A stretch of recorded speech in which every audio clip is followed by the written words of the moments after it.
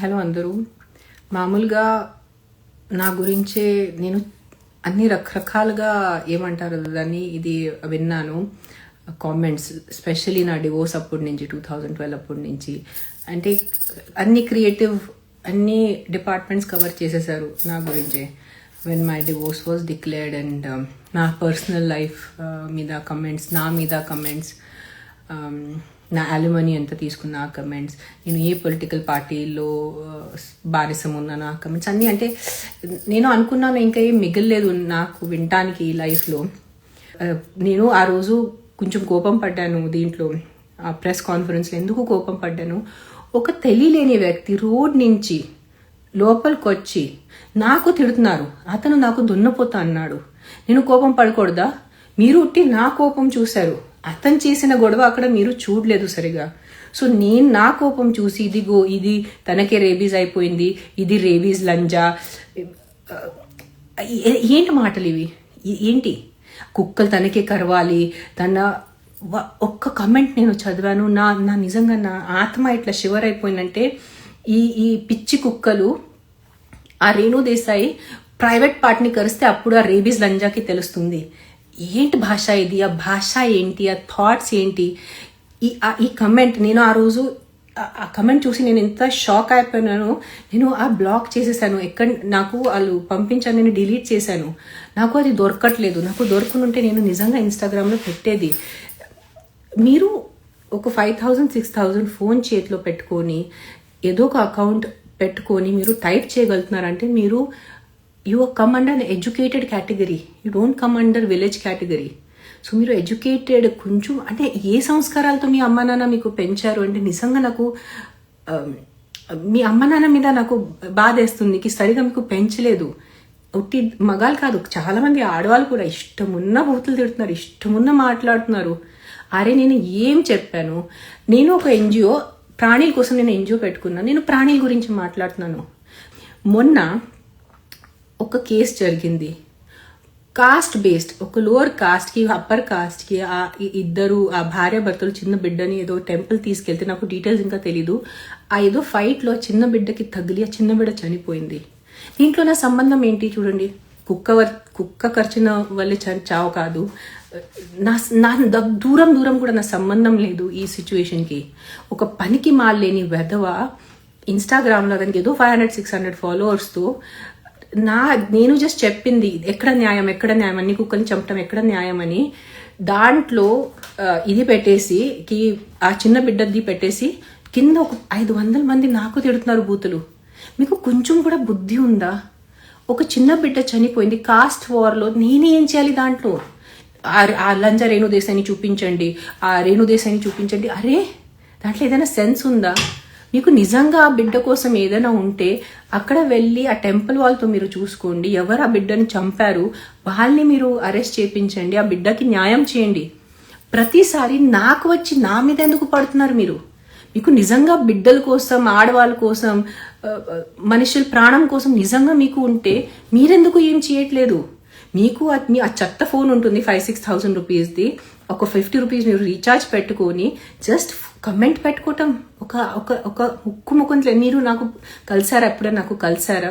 నేను పెట్టిన సంస్కారాలు ఇది మీ కాదు, మీ తల్లి మీద వస్తుంది, మీ అమ్మ నాన్న మీద వస్తుంది, మీ తాత, మీ నాన్నమ్మ, మీ గ్రాండ్ పేరెంట్స్ మీద వస్తుంది. ఎలాంటి మీరు రాక్షసుల మనుషుల? ఏంటి లంజా రేణు లంజా ముండా, ఏంటి మాటలు అవి? కొంచెం కూడా అంటే వింటే కూడా ఇట్లా అయిపోతుంది నాకు. ఏంటి రాస్తారు? మొన్న కాశీకి వెళ్ళాను నవంబర్లో. నేను బోట్లో కూర్చున్నాను, ఎదురు నా ఫ్రెండ్ ఉంది. తన రేణు నువ్వు మంచిగా యూ లుకింగ్ నైస్, నేను ఒక ఫోటో దిగుతాను, తన ఫోటో తీసుకుంది. నేను అది ఇన్స్టాగ్రామ్లో పెట్టాను. ఎప్పుడైనా శివ పిలిస్తే మనం కాశీకి వెళ్ళాలి. ఇప్పుడు ఉంది చెప్పండి దీంట్లో? వాట్ ఈస్ అంటే రిమోట్లీ కూడా what can you say? My friend sent screenshot యూట్యూబ్లో నా ఫొటోస్ తీసుకొని పెట్టేస్తే అక్కడ ఒక మనిషి, కాశీకి వెళ్ళాను నేను, శివుడు దగ్గర వెళ్ళాను, కాశీ పుణ్యక్షేత్రం. ఈ లంజా రేణుకి కాశీ ఎందుకు వెళ్ళటం అవసరం? నోరు మూసుకొని ఇంట్లో కూర్చోవచ్చు కదా. That sentence has stamped in my head. వాయ్ అంటే నేను ఎందుకు కాశీ వెళ్ళాలి అని భూతలు దాంట్లో. కాశీలో కూడా మీరు శివుడిని కూడా వదలరు. ఎలాంటి మనుషులు మీరు? whenever you pick up your phone and whenever you type, not for me, any celebrity, any politician, when you write bad words, it is not for us. That is what you are. You are a నీచ్ రాక్షస్ మనిషి. You are అ సంస్కారాలు లేని మనిషి. Because మీకు సంస్కారాలు ఉంటే మీ చేతులు ఇలాంటి దానికి టైపింగ్ చేయరు, అంతే. That is full stop. మీరు ఇంత చెత్త బూతలు మీరు పెట్టడానికి ఉంటే, కాశీకి ఒక ఫోటో ఉంది, నేను పెడతాను ఇన్స్టాగ్రామ్లో. రాత్రి రేట్ ఎంత? హౌ అంటే ఎలా? ఎవరిని రేట్ అడుగుతున్నారు? ఏంటి అడుగుతున్నావు నువ్వు రేట్? నీకు తినే పరిస్థితి లేదు, నా రేట్ ఏం పడుతావు నువ్వు? నేను కాశీలో మంచి బొట్టు ఉన్నాను, దేవి బట్లులో ఉన్నాను. మామూలుగా అంటే వీళ్ళు కొత్త స్టార్ట్ చేశారు బట్టలు గురించి, పెద్ద డిస్కషన్ స్టార్ట్ చేశారు. నేను అసలు అలాంటి బట్టలు వేసుకోనున్నా.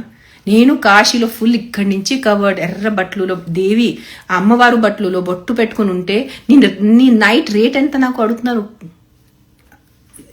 ఇది no this is not right. ఇది కరెక్ట్ కాదు అస్సలు.